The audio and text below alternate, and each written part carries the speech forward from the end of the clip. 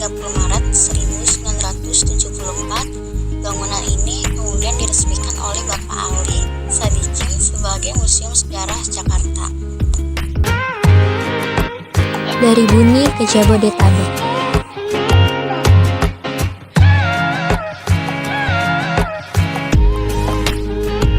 Peninggalan arkeologi yang ditemukan di Jakarta dan sekitarnya memiliki ciri yang serupa dengan kompleks gerabah Buni, yaitu terutama temuan berupa gerabah dari berbagai bentuk dan maupun beliung persegi, artefak logam, batu asah, gelang batu, dan manik-manik.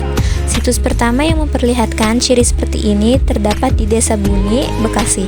Namun demikian, temuan dengan ciri serupa tersebar sampai ke daerah aliran Sungai Citarum dan Sungai Bekasi termasuk wilayah Jakarta, bahkan sampai ke Banten. Gambar yang tadi menunjukkan gambar rangka manusia dari situs Batujaya, Karawang, Jawa Barat.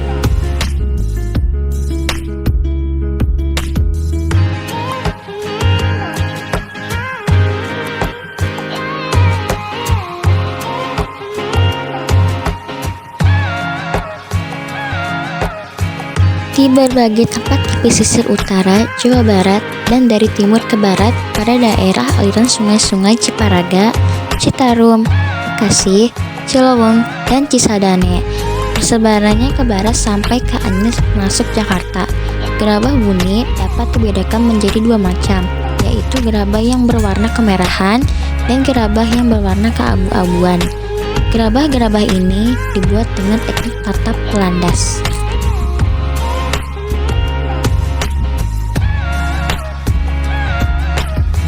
Bercocok tanam dan perunggu besi. Ruangan bercocok tanam menampilkan kehidupan manusia pada zaman Neolitikum saat mulai menetap dan bertani dengan alat seperti beliung dan gerabah. Ruangan perunggu besi menunjukkan kemajuan teknologi zaman logam seperti nekara, kapak corong, dan senjata dari perunggu dan besi. Keduanya menggambarkan perkembangan penting dalam kehidupan dan budaya manusia prasejarah. Benda prasejarah ini berasal dari zaman Neolitikum yang terdiri dari kapak beliung dan belincuk, serpihan batu, bandul jala, dan kapak logam. Serpihan batu ini merupakan serpihan hasil pembuatan kapak beliung ataupun kapak persegi. Dahulu saat penggalian ditemukan batu serpihan ini, dan kemudian para sejarawan dan ahli arkeologi berkesimpulan bahwa letak posisi tersebut merupakan bengkel pembuatan kapak tersebut.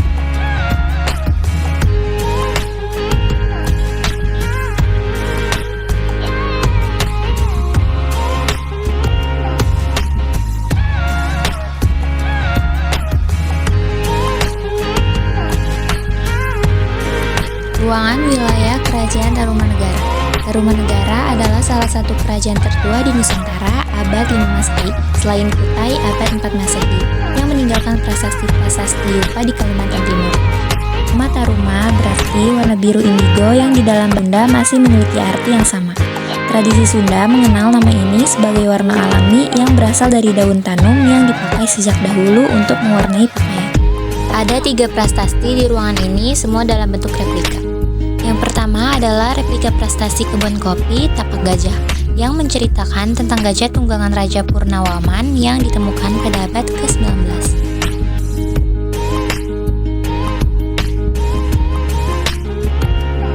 Yang kedua ada replika prestasi Ciaruteun yang ditemukan di Sungai Ciaruteun, Bogor. Replika prestasi Ciaruteun ini juga mereplikasi tulisan dan telapak kaki Raja Purnawaman.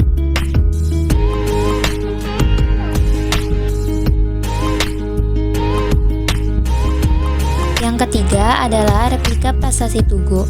Prasasti ini menceritakan tentang perintah Raja Mulawarman untuk menggali 2 aliran sungai, yaitu Sungai Candrabaga dan Gomati.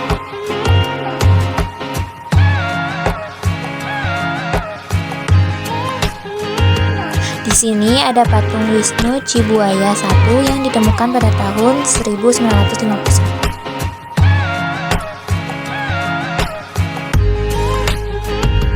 Di sebelahnya adalah patung Wisnu Cibuaya II yang ditemukan pada tahun 1957.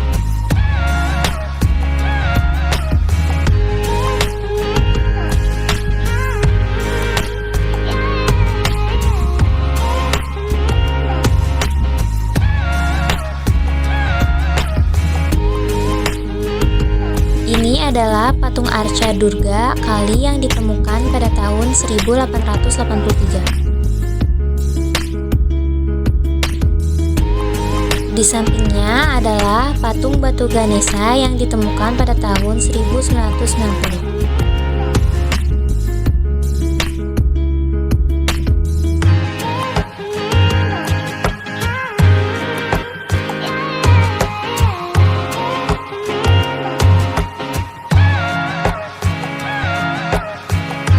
Bagian ini menggambarkan suasana toko rempah-rempah Belanda di Batavia, Jakarta pada masa penjajahan VOC.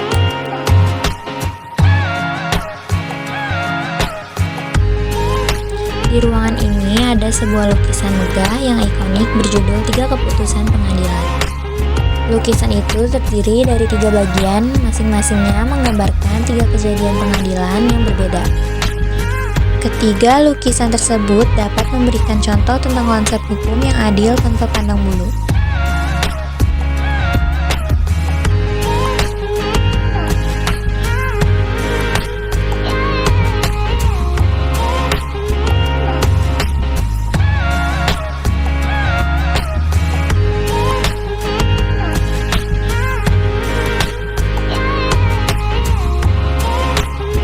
Dari Batavia ke Jakarta.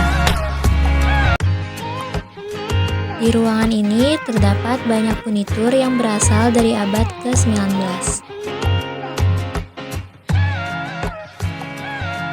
Contohnya mebel ini. Mebel ini berasal dari abad ke-18 hingga 19 dan merupakan perpaduan gaya Eropa, Tiongkok, dan Indonesia. Mebel ini umumnya terbuat dari kayu jati atau kaliatur dengan pahatan khas.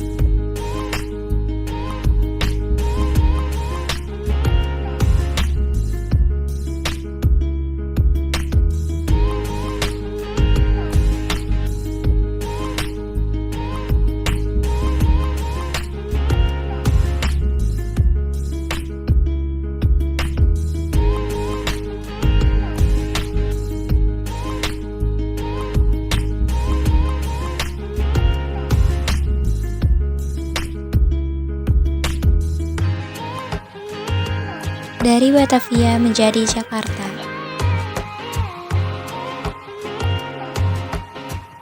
Di ruangan ini ada pengetahuan seputar modernisasi Jakarta, kepadatan penduduk, dan sejarah penetapan Jakarta jadi ibu kota.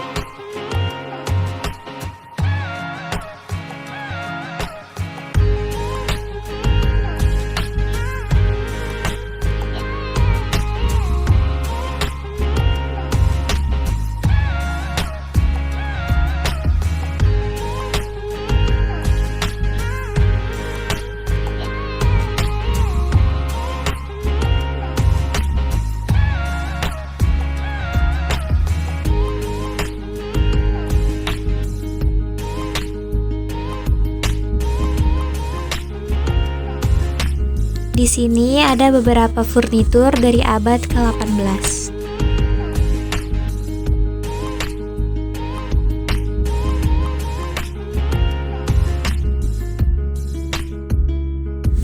Dan ada juga beberapa peralatan yang dipakai pada zaman dahulu.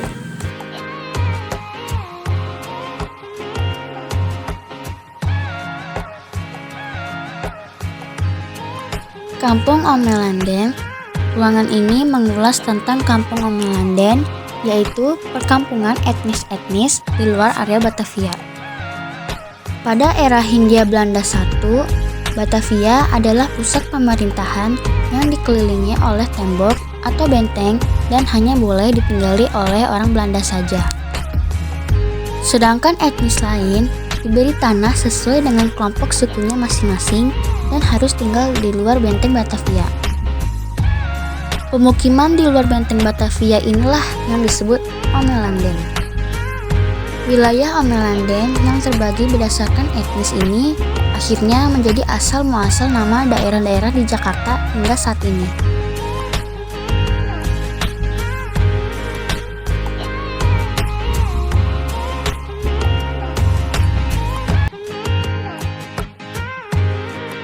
Ini adalah bentuk uang kertas dan logam dalam berbagai nominal yang dicetak pasca kemerdekaan.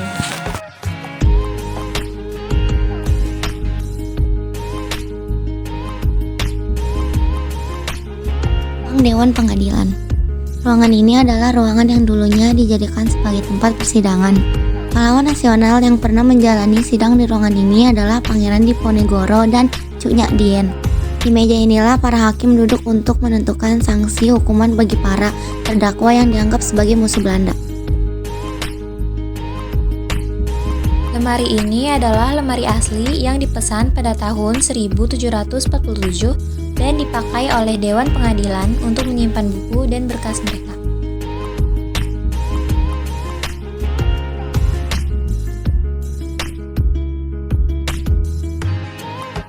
Dari balai kota menjadi museum. Di dinding ini ada penjelasan berupa lini masa dan keterangan tentang sejarah ahli fungsi gedung ini.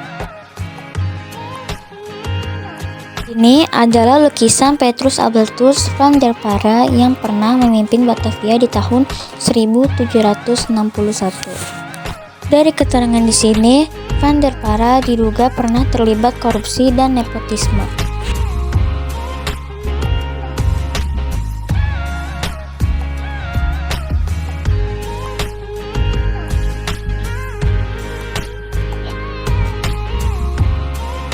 Bangkrutnya VOC dan kemunduran Batavia.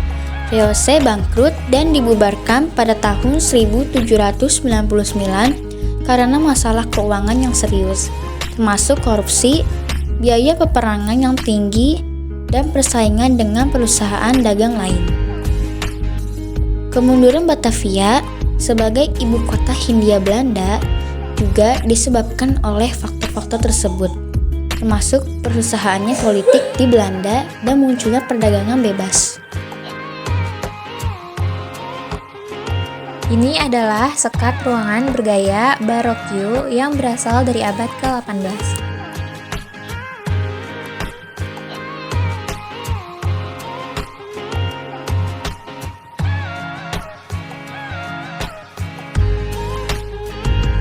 Gaya Indis. Di ruangan ini ada berbagai contoh gambar bangunan di Jabodetabek yang arsitekturnya bergaya Indis atau biasa disebut gaya Belanda.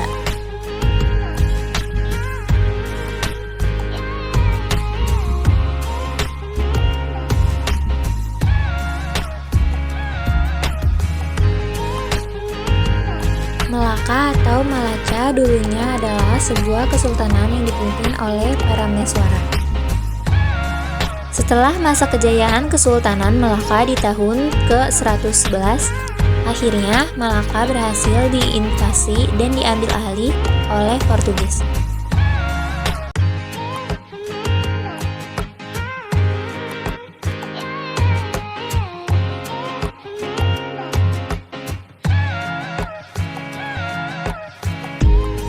Ini adalah mimbar yang konon berusia hampir 2,5 abad dan dibuat pada tahun 1748 berbahan kayu jati. Dan di sini juga ada tombak dan sketsa di belakangnya. Sejak dulu, tombak digunakan sebagai alat pemburu sekaligus sebagai senjata di era kolonial. Di sini ada sebuah mahakarya lukisan dari tahun 1974 karya Sutyojono yang lukisannya saat ini telah berusia 51 tahun. Lukisan ini terdiri dari 3 bagian yang menggambarkan sosok Sultan Agung dan perlawanannya terhadap penjajahan Belanda.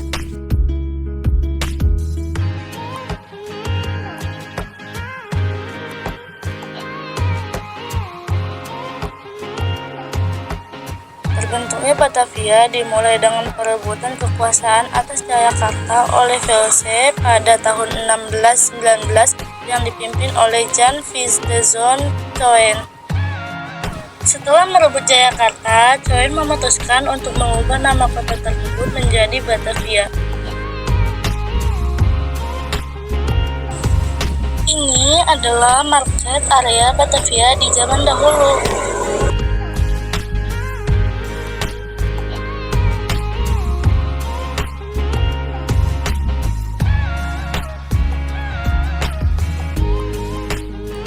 Kemudian ada senjata api jenis pemuras yang sering digunakan oleh orang Eropa pada abad ke-18.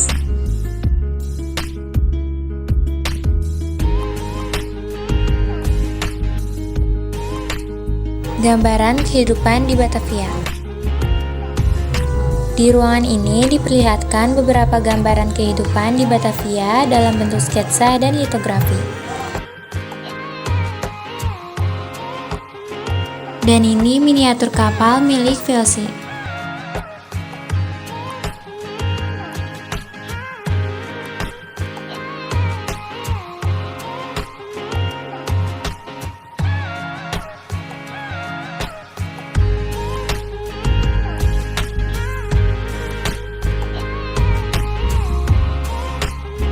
Pedang keadilan dipakai untuk mengeksekusi orang yang telah mendapat vonis hukuman mati oleh Dewan Pengadilan Raad van Justitie.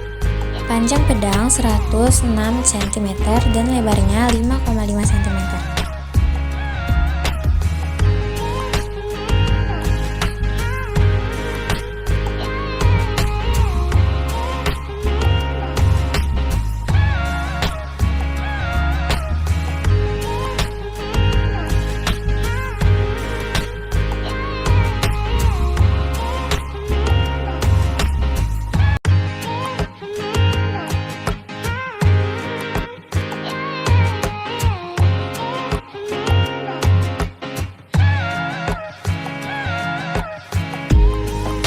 Adalah meriam Cirebon dari abad ke-18. Meriam sejenis ini pernah dipakai pada pertempuran Kesultanan Demak pada tahun 1512 dan di masa Fatahillah pada tahun 1527. Meriam ini memiliki ukiran-ukiran di sekelilingnya dan kepala meriam biasanya merupakan hewan mitos seperti naga, singa, atau garuda.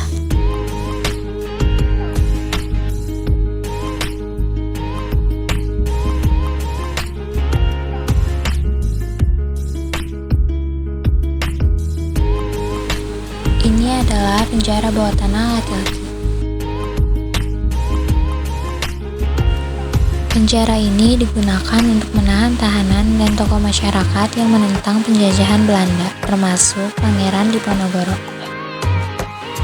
Ruang penjara yang kecil ini bisa menampung hingga 50-70 tahanan, sehingga sangat sesak.